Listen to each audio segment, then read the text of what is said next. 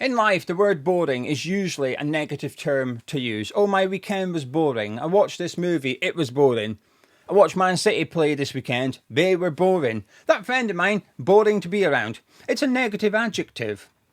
However, when it comes to transfers, I think sometimes boring is good. And I think as neutrals looking at Elanga going to Newcastle United, Sean Longstaff potentially going to Leeds United, I think you'd be forgiven for thinking it's a bit boring.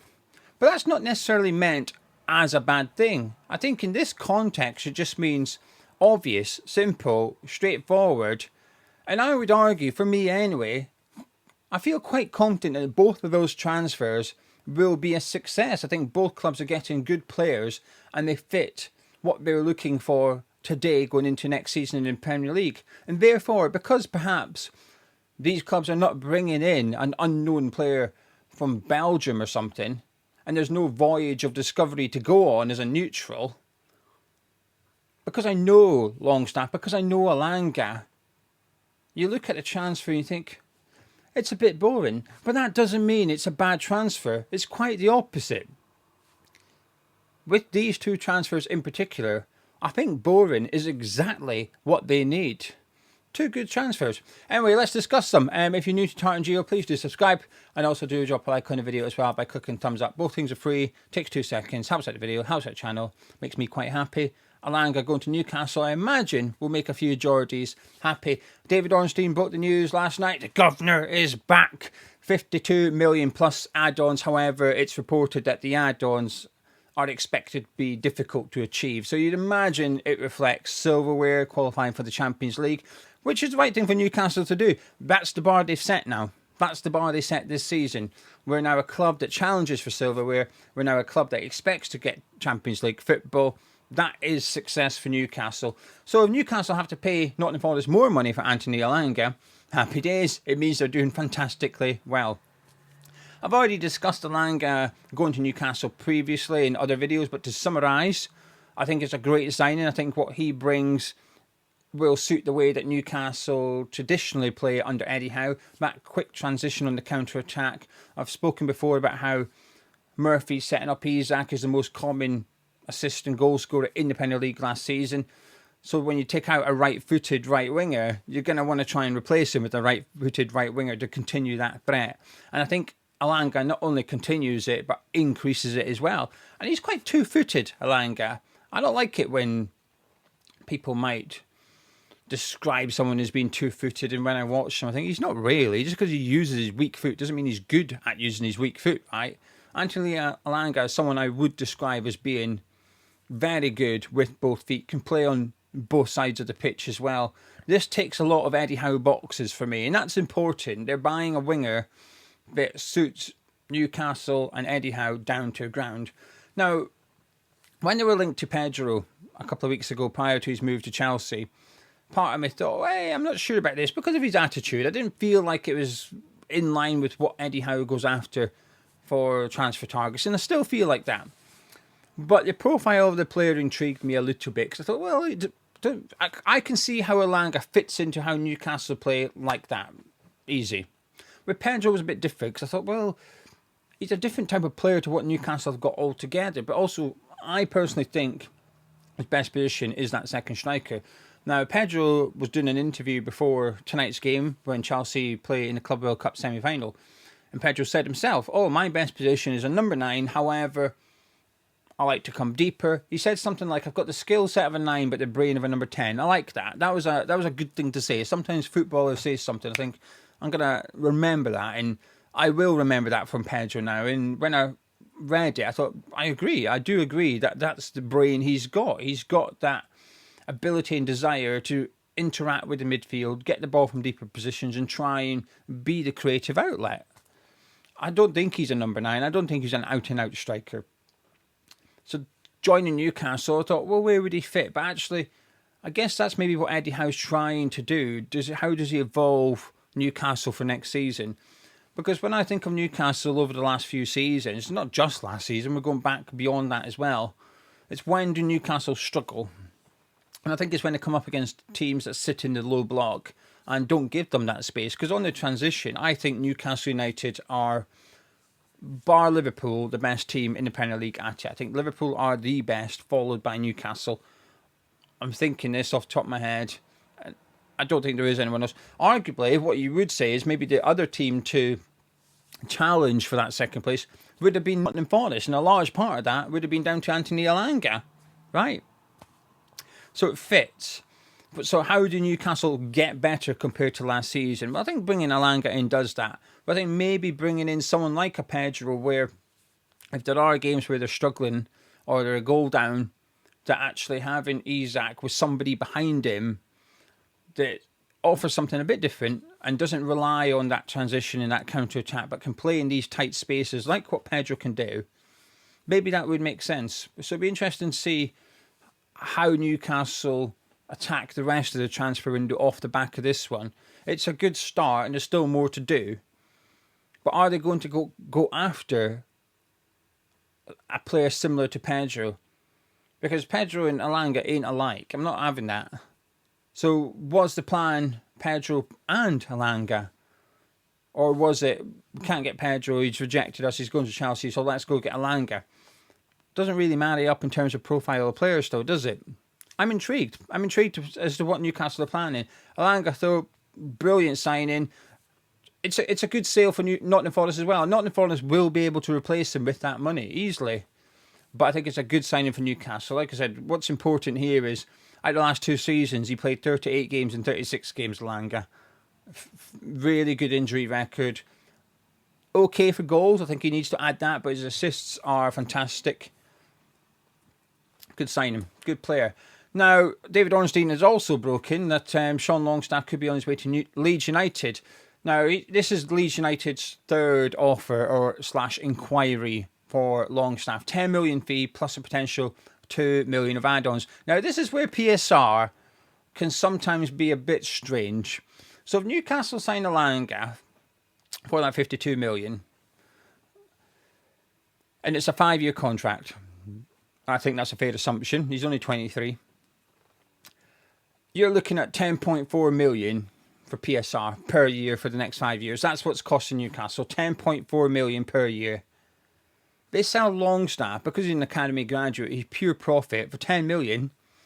That hits the PSR. So it's only costing Newcastle £400,000 in terms of PSR for this accounting period to buy Elanga and sell Longstaff.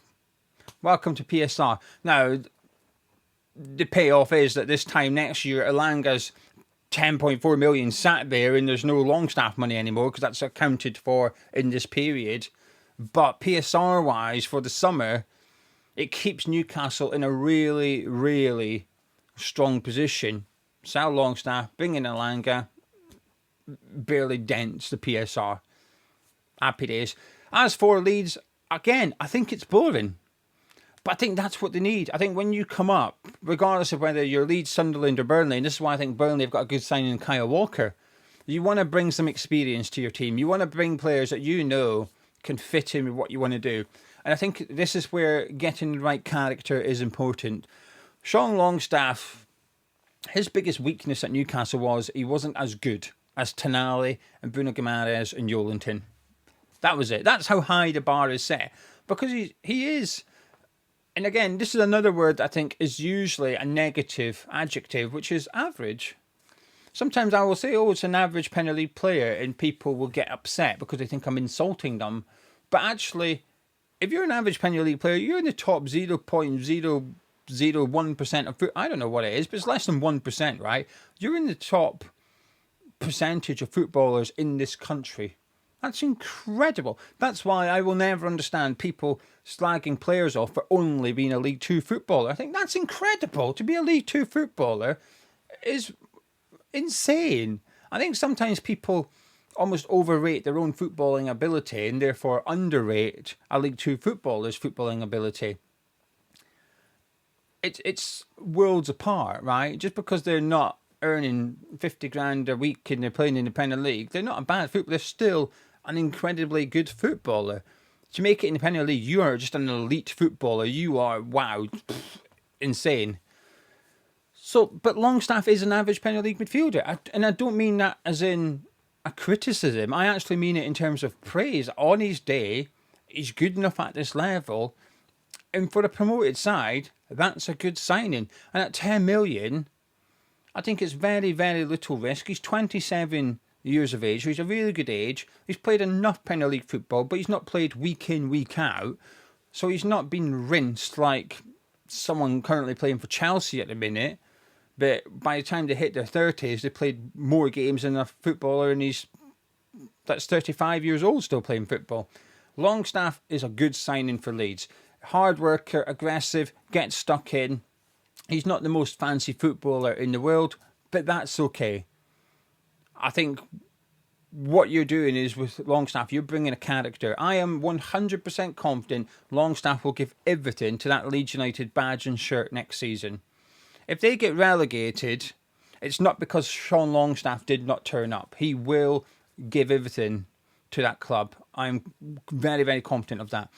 And he can leave a success. He's come out of Newcastle's academy, a Geordie fan, scored against PSG in Champions League, scored the winning penalty against Nottingham Forest in the Carabao Cup, which they went on to win. He's played his part in Newcastle's history. And there's a bit of the changing of the old guard at St James's Park. Callum Wilson leaving as well. By the way, I'll say it again. Keep your eye on Osula next season. I think he's a good striker. Watched him a bit for the under-21s this summer for Denmark. I think he got 3 goals and 2 assists in the Euros. Looked really good. And he's had to be really patient at Newcastle. Didn't get much game time. But I remember, going back 2 seasons now, Lewis Hall was a bit in and out that Newcastle team. And when asked about him, because obviously Newcastle were ready to fork out 30 odd million for him, Howe was very, we're signing him. But when I heard Howe say those things, I thought, you're not playing him week in. It's a lot of money for someone you're not playing week in, week out.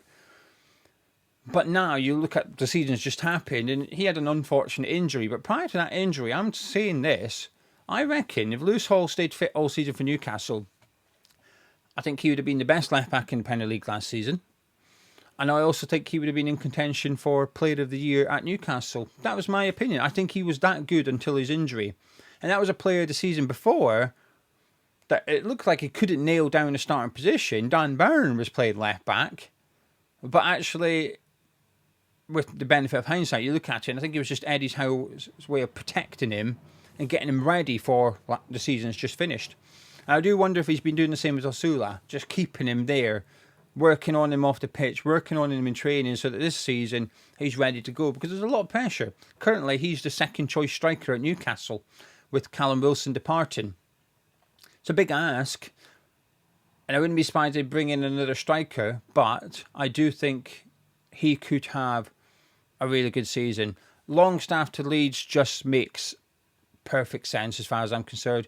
He's had his story at Newcastle. It's time to move on, time to go play week in, week out. It's a good deal for Newcastle in terms of PSR. And I think he'll be a bit of a miss. I think sometimes those players, when you're in this period of what Newcastle are, which is they're a Champions League club now, and their starting 11's definitely Champions League quality. I'm not so sure the squad depth is Champions League quality. So if you've got players that are maybe not quite at that level, but they're willing to not play week in, week out, that they're not on huge wages. While I think Sean Longstaff is a really good signing for Leeds United, I think he's actually the perfect player to have in the squad at Newcastle as well. Just someone who isn't kicking up a fuss. He's very professional. Financially, it's not a huge deal. But when you call upon him, you know he's going to give everything to the badge. He may not be as good as Tonali and Gimenez. No one's claiming that. I've not seen anyone ever claim that. Well, maybe that Ric Flair guy. Remember him? Sean Longstaff. Woo! We all remember him, don't we? Surely you remember that. If not, go look it up on YouTube. Because he was comparing it to Declan Rice, who was coming through at West Ham at the time. He was saying, Declan who? Declan Rice who? Shawnee Longstaff, baby. Woo! Him. I liked him. Good character. Need more of them in the terraces. Sean Longstaff didn't necessarily go on to reach the heights that the wannabe Ric Flair was predicting. But he's a good player. Good solid signing for Leeds. And if they can make a few more of those, with a couple of players sprinkled in from Denmark and Belgium and Norway for that voyage of discovery, for that excitement, that would be good. Because sometimes boring is good, but also sometimes boring is very, very effective, very efficient. And sometimes I think boring can almost feel like a guaranteed success. Elanga to Newcastle, Longstaff to Leeds. Not the most exciting transfers of, I say the window, of the week. I think Gyökeres going to Arsenal is a bit more exciting than those two. However, I feel more confident of Elanga being a success at Newcastle than I do of Gyökeres going to Arsenal. One's boring, it's not always a bad thing.